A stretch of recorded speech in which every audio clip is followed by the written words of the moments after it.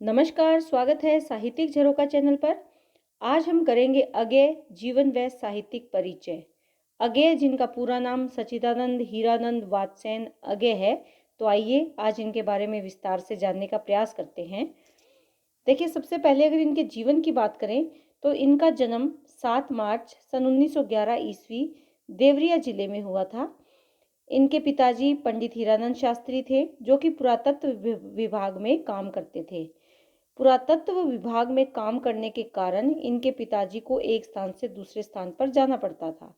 यही कारण था कि अज्ञेय को भी बचपन से ही एक स्थान से दूसरे स्थान पर घूमने का या भ्रमण करने का अवसर मिला। इनकी शिक्षा की अगर बात करें तो इनकी प्रारंभिक शिक्षा संस्कृत भाषा में हुई और घर पर ही हुई। पंजाब विश्वविद्यालय से इन्होंने मैट्रिक की परीक्षा उत्तीर्ण की।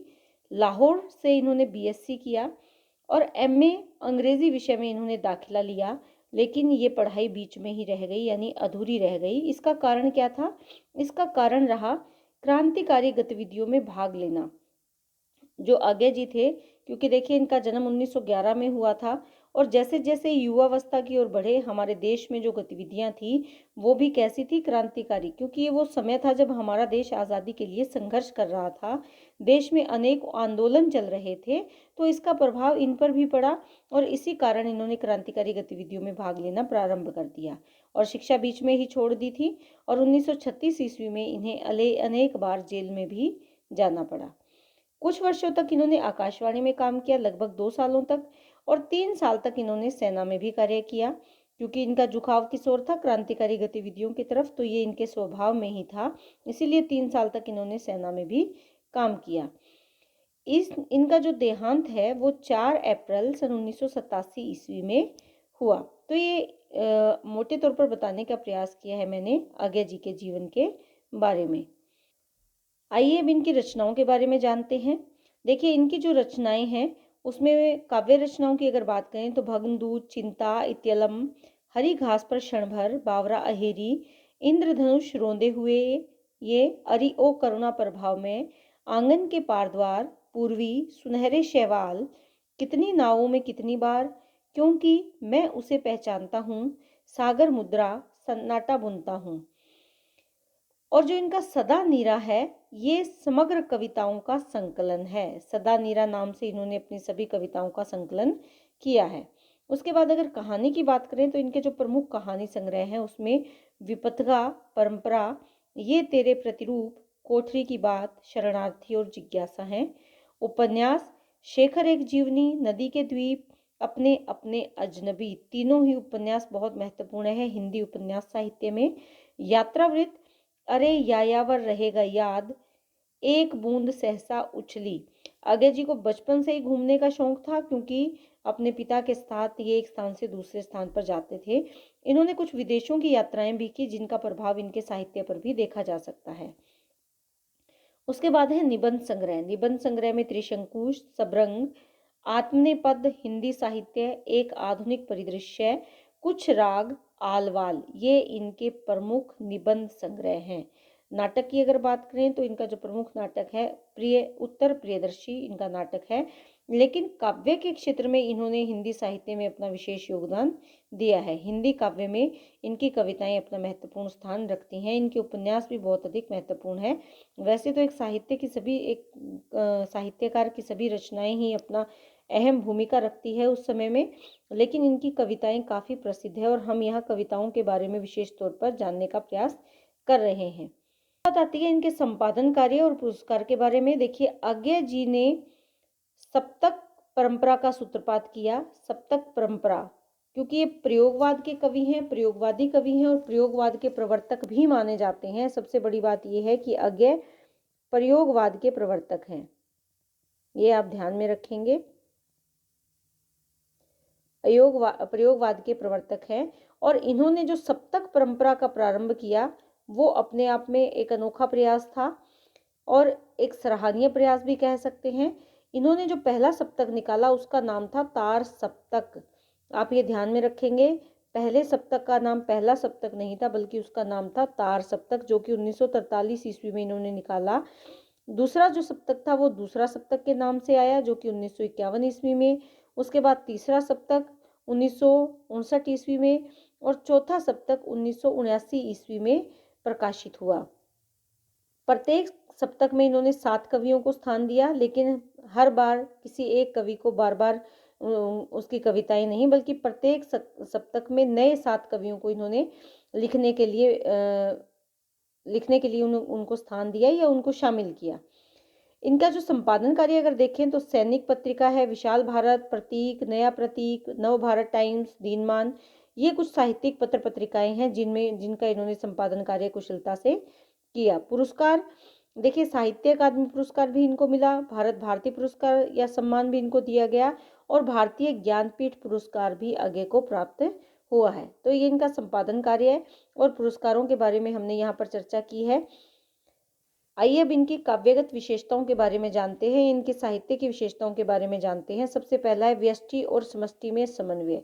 देखिए, व्यष्टि यानी व्यक्ति और समष्टि यानी समाज। हमने एक कविता की थी इनकी, नदी के द्वीप, दोनों ही बातें हैं उसमें भी, नदी यानी समाज और द्वीप यानी व्यक्ति।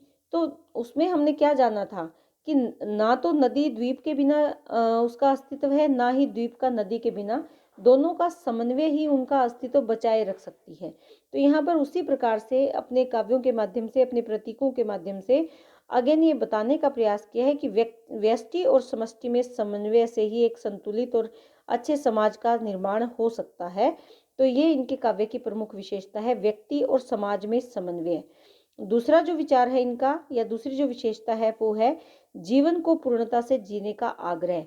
देखिए, वैसे तो जो आधुनिक काल के कवि हैं वो जो नई कविता के कवि हैं वहां तक पहुंचते पहुंचते क्षणवादी हो जाते हैं, यानी क्षण को महत्व देते हैं कि ना तो भूत के बारे में सोचो ना भविष्य के बारे में, लेकिन जिस समय हो उसी में अपने जीवन को देखो और आनंद लो, लेकिन आगे अपने जीवन में मृत्यु को अनुभव नहीं करते। ये मानते हैं कि जो पल हमें मिले हैं जीवन के, हमें आगे के बारे में चिंता नहीं करनी या हमें भूत के बारे में विचार नहीं करना, ऐसा कुछ नहीं। ये मानते हैं कि हम जिस पल में हैं, जिस क्षण में हैं, उसे पूर्णता से जीने का प्रयास करना चाहिए। तो ये अपने जीवन को इसलिए नहीं जीना चाहते क्योंकि भविष्य में मृत्यु निश्चित है, बल्कि इसलिए जीना चाहते हैं क्योंकि जीवन जीने के लिए है और जीवन को उसी उत्साह से भरपूर होकर ये उसका प्रत्येक पल का आनंद लेने के पक्षधर हैं। उसके बाद है प्रणय भावना। देखिए, प्रणय यानी प्रेम, प्रेम का भाव आगे के काव्य में देखा जा सकता है, लेकिन इसके साथ साथ विद्रोह का भाव भी स्पष्ट है। प्रेम के साथ साथ विद्रोह, जो कि इसका विपरीत है, लेकिन दोनों ही विचारधाराएं अपने आप में काव्य में संकलित है, या दोनों ही विचारधाराओं को काव्य के माध्यम से उन्होंने प्रयोग किया है। उसके बाद आता है दार्शनिकता एवं बौद्धिकता। देखिए, जो अगे जी हैं वो तत्कालीन बौद्ध धर्म से भी प्रभावित थे, जो बौद्ध धर्म में दुखवाद है उससे प्रभावित थे, अद्वैतवाद से भी प्रभावित रहे। तो इनका जो काव्य है वो दर्शन और बुद्धि की विचारधारा, दोनों ही बातों को अपने काव्य में इन्होंने संकलित किया है। यानी दर्शन की बात भी ये करते हैं, लेकिन उसमें बौद्धिकता का प्रयोग भी इन्होंने किया है। उसके बाद है देश प्रेम की भावना। देखिए, क्योंकि जैसा उस समय का माहौल था, देश के प्रति प्रेम के भाव व्यक्त करना एक स्वाभाविक सी बात है। वैसे भी ये क्रांतिकारी विचारधारा के कवि थे, देश के लिए कुछ कर गुजरने के पक्षधर थे, और देश की उस समय जो आज़ादी की लगन थी या देश की जो परिस्थितियां थी, जो तत्कालीन उस समय की जो परिस्थितियां थी, उसको इन्होंने अभिव्यक्त किया है। कैसे एक भारतवर्ष एक गाँव का देश है, जिसमें हमने इनकी कविता की थी, जिसमें हमने ये देखा था कि कैसे झोंपड़ों में गाँव बसता है, जो ढुलमुल झोंपड़े हैं, जो इन्होंने ग्रामीण सभ्यता का चित्रण किया है। तो वो देश प्रेम के भाव उसमें स्पष्ट देखे जा सकते हैं। उसके बाद है प्रकृति चित्रण। देखिए, प्रकृति और काव्य दोनों एक दूसरे में बसे हुए हैं, दोनों को अलग नहीं किया जा सकता। अज्ञे के काव्य में अगर हम देखें तो प्रकृति का आलंबन रूप में, उद्दीपन रूप में, मानवीकरण रूप में या प्रतीकात्मक रूप में इन्होंने प्रकृति का सुंदर चित्रण अपने काव्य के माध्यम से किया है। इनकी हम अगर कविताओं के नाम ले तो वहाँ जैसे हमने अभी कविताओं के बारे में जाना था, तो हम देखिए यहाँ पर क्या कहते हैं, हरी घास पर क्षण भर, यानी प्रकृति है, इंद्रधनुष रोंदे हुए, अरि ओ करुणा प्रभाव में, तो यहाँ सुनहरे शैवाल, कितनी नावों में कितनी बार, सागर मुद्रा।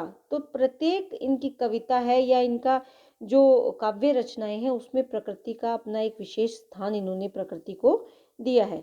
उसके बाद है व्यंग्यात्मकता। देखिए, कवि ने व्यंग्य के माध्यम से अपने भावों को व्यक्त किया है। व्यंग्य किस पर किया है? तत्कालीन पूंजीवादी व्यवस्था पर, तत्कालीन जो राजनीति है उस पर इन्होंने व्यंग्य किया है। तत्कालीन जो जाति पाति के नाम पर जो धर्म बांटे जा रहे थे, समाज बांटा जा रहा है, उस पर इन्होंने व्यंग्य किया है। जो नगरीय सभ्यता है उस पर इन्होंने व्यंग्य किया है, क्योंकि ये नगरीय सभ्यता को दूषित सभ्यता मानते हैं, ग्रामीण सभ्यता के पक्षधर हैं, गांव के लोगों को भोला भाला मानते हैं, सरल सादा जीवन जीने वाले मानते हैं, जबकि नगर में रहने वाले लोग सांप के समान विषैले हो गए हैं, ऐसा ये मानते हैं। तो इन्होंने वो सब व्यंग्य के माध्यम से अभिव्यक्त किया है। उसके बाद आता है भाषा शैली। देखिए जो अगय जी हैं ये प्रयोगवादी कवि हैं, तो इन्होंने भाषा और शैली दोनों में ही अपने लाजवाब प्रयोग किए हैं। चाहे वो उपमान में देखें, चाहे प्रतीकों में देखें, चाहे भाषा के क्षेत्र में शब्दों से खेले हैं ये, वो देखें, तो भाषा और शैली अपने आप में इनकी बहुत ही अलग और अनूठी है। भाषा के क्षेत्र में इन्होंने कोई बंधन को स्वीकार नहीं किया, शब्दों का कोई बंधन नहीं है, सभी प्रकार के शब्दों का इन्होंने प्रयोग किया है जो भावों के अनुकूल है। शैली में अगर देखें तो वर्णात्मक शैली भी है, इसके साथ साथ संबोधनात्मक शैली भी है, सभी प्रकार की शैली हम इसमें देख सकते हैं, लेकिन सभी स्वाभाविक रूप से प्रयोग किया है। लेकिन प्रतीकात्मक शैली का भी बहुत अधिक इस्तेमाल इन्होंने अपने काव्य में किया है, और जो प्रयोग किए हैं वो उसके जो काव्य रचना है उसके जो कला पक्ष है उसमें इन्होंने अनेक प्रकार के प्रयोग किए हैं, चाहे वो उपमान के क्षेत्र में है, चाहे वो प्रतीक के क्षेत्र में है। तो इस प्रकार हम देखते हैं कि अगय जी का जो काव्य है वो किसी सीमा में बंधा हुआ नहीं है, किसी भाषा विशेष की सीमा में बंधा हुआ नहीं है, किसी शैली विशेष की सीमा में बंधा हुआ नहीं है, उसमें नित्य नए प्रयोग उन्होंने किए हैं। तो इस प्रकार आज हमने जाना अगय जी के बारे में, उनकी रचनाओं के बारे में और उनके साहित्य की विशेषताओं के बारे में। उम्मीद करती हूँ कि बहुत अच्छे से आप इसे समझ पाए हो। अगर ऐसा है तो वीडियो देखने के बाद कमेंट ज़रूर करें, और ऐसे ही वीडियो देखते रहें, चैनल को लाइक शेयर और सब्सक्राइब करते रहें। बहुत बहुत धन्यवाद।